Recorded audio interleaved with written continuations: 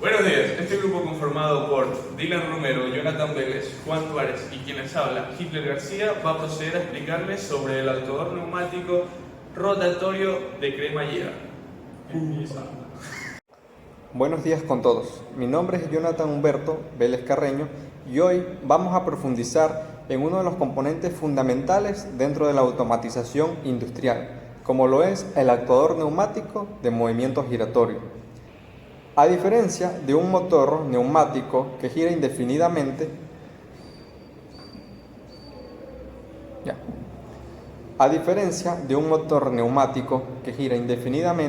el actuador rotativo genera un movimiento controlado y limitado. Como se puede ver en la diapositiva, estos actuadores están configurados para proporcionar giros en ángulos específicos, típicamente pudiendo ser 90 grados, 180 grados, 270 grados o incluso algunos hasta 360 grados. Esto depende de su diseño interno. Esta limitación angular los hace perfectos para tareas de posicionamiento, de apertura y cierre de válvulas industriales, el volteo de piezas, las bandas transportadoras, accionamientos de brazos robóticos, etc. Detalles y funcionamientos de la cremallera y piñón. ¿Cómo funciona este dispositivo? El actuador consta de un cuerpo que aloja uno o dos vástagos lineales. Estos vástagos están conectados físicamente con una barra dentada, que es lo que nosotros llamamos como cremallera. En el centro del cuerpo del actuador, nosotros podemos encontrar una rueda dentada, que es lo que nosotros llamamos un piñón. Este piñón está acoplado directamente a la salida del eje del actuador. El ciclo de funcionamiento es el siguiente. El aire comprimido ingresa por una de las vías de alimentación hacia la cámara del cilindro. Esta presión de aire ejerce una fuerza sobre la cara del pistón, obligándolo a desplazarse linealmente. Como el pistón empuja la cremallera, el movimiento lineal se transfiere a los dientes del piñón y el piñón se ve obligado a transformar este movimiento lineal en un movimiento rotativo de salida. Cuando invertimos el flujo de aire y presurizamos la cámara opuesta, la cremallera se mueve en sentido contrario y el eje gira a su posición original. Este mecanismo se conoce como de doble efecto, lo que significa que utilizamos aire comprimido tanto para el viaje de ida como para el retorno, garantizando así un torque constante en ambas direcciones. Luego procedemos a las ventajas y desventajas. Antes de pasar a los cálculos es crucial entender por qué elegiríamos un actuador neumático rotativo frente a uno eléctrico o hidráulico. Empecemos por las ventajas. La principal ventaja que tiene frente a estos dos es la seguridad en entornos peligrosos, ya que al funcionar exclusivamente con aire no genera chispas, son intrínsecamente seguros en entornos inflamables o explosivos.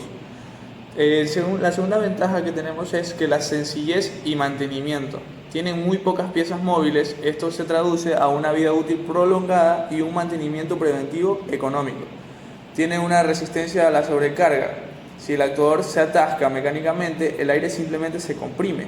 Un motor eléctrico se quemaría por el pico de corriente, pero el actuador neumático no sufriría daños. La respuesta es rápida, alcanza su velocidad nominal de giro casi instantáneamente tras aplicar la presión. Pero asimismo debemos considerar las desventajas que esta contiene. La comprensibilidad del aire es la principal de las desventajas, ya que a diferencia de los líquidos en la hidráulica, el aire es comprensible. Esto hace que sea muy difícil lograr un posicionamiento intermedio preciso, sin recurrir a sistemas de control muy complejos y costosos. Normalmente van de un tope mecánico al otro. Tienen una fuerza limitada. Si necesitamos un torque masivo para mover toneladas, tendríamos que utilizar un actuador neumático de un tamaño muy poco práctico. En casos de fuerza extrema, la hidráulica siempre será superior.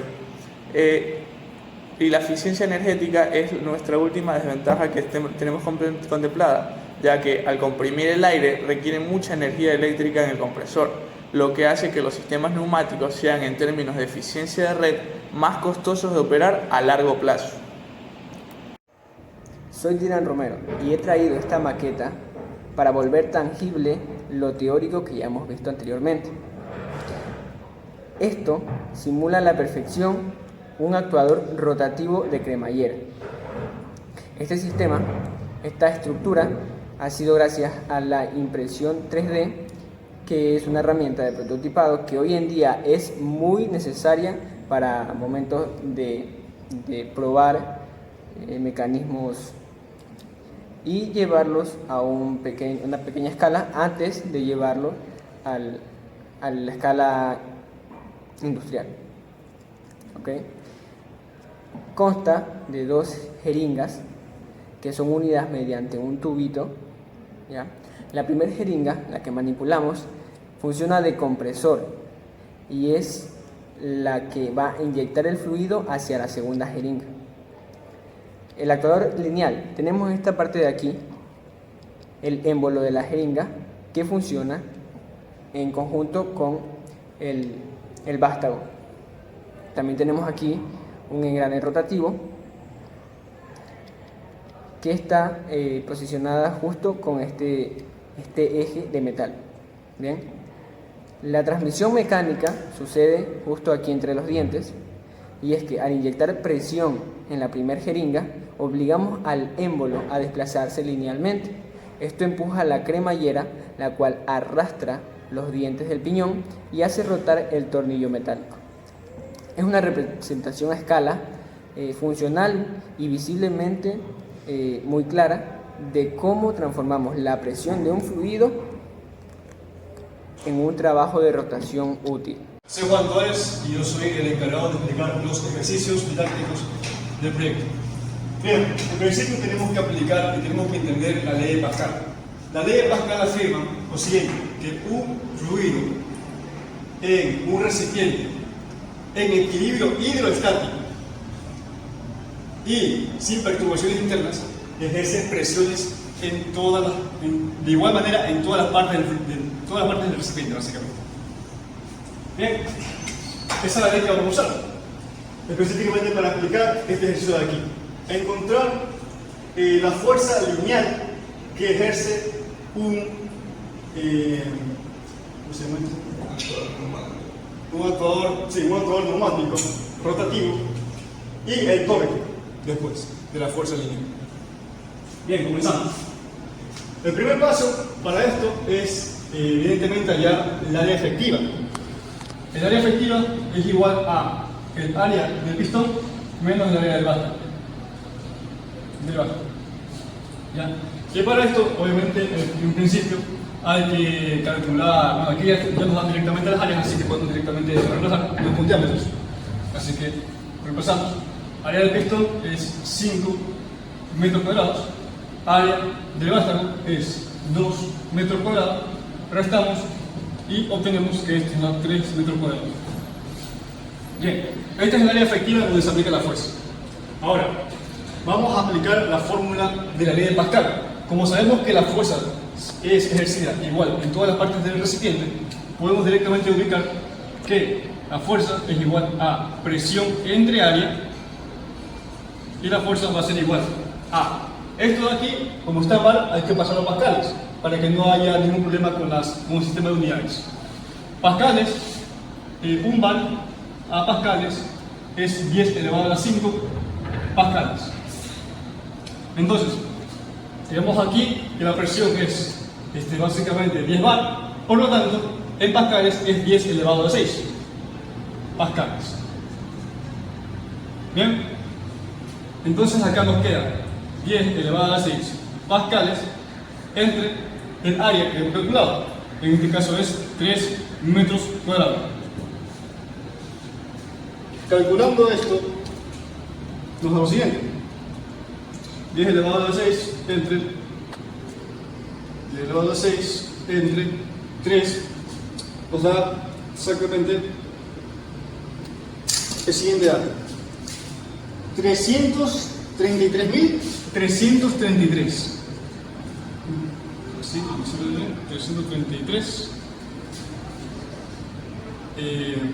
newtons. Este nivel, newtons. Bueno, falta aquí la coma, pero nos dejamos ahí nomás para simplificar la cosa. Entonces, de esa manera obtenemos la fuerza ejercida de manera longitudinal. Ahora, para calcular el torque, aplicamos la fórmula que es torque es igual a fuerza por el radio. ¿Ok? Aquí no está el radio, pero vamos a suponer que el radio es 10 centímetros. ¿Ya? Y obviamente esto se aplica cuando evidentemente estamos en el contexto de que se trata de un actuador rotativo. ¿Ya? Un actuador que está justamente ejerciendo la fuerza de manera perpendicular al radio. Bien, entonces ahí sí se puede aplicar exactamente esta fórmula de aquí. Aplicamos, tenemos torque es igual a 333 newtons multiplicado por 10. Esto nos da newton metros. Esto va a ser exactamente igual, básicamente añadir un cero.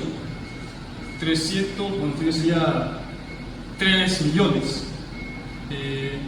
3, 0. Y de esta manera encontramos el torque, newton metros. Bien, como hemos visto aquí se aplica específicamente la ley de Pascal, viendo el uso en esta parte de la fórmula, y se aplica específicamente física clásica, la cual les comento aquí, lo que es el torque. Hay que tomar en cuenta, y esto es muy importante, cumplir con las restricciones que hemos dado al principio. El fluido, en este caso el aire, tiene que estar en equilibrio hidrostático. Esto significa que no debe haber perturbaciones o remolinos internos que hagan que esté en distorsión. Y también, otra cosa que olvidé mencionar es que esto es una simplificación. ¿Por qué? Porque recordemos que el aire es comprensible. Como el aire es comprensible, entonces esto no es exacto.